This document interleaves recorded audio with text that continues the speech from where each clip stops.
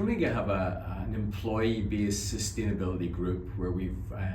offered the chance for people who've got an interest in making our business more sustainable and environmentally friendly the opportunity to feed ideas into the wider company and be part of the objectives that we have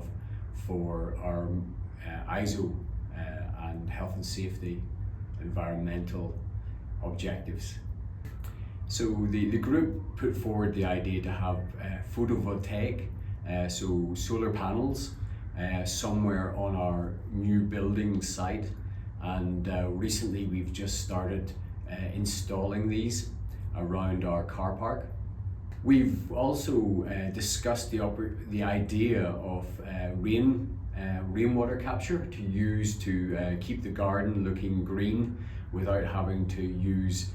treated water as a sustainability item. One of the small wins was to replace paper towels with flannel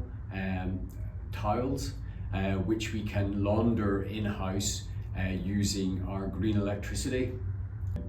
The team continues to meet, and we've got some more ideas that we're going to feed back into the business,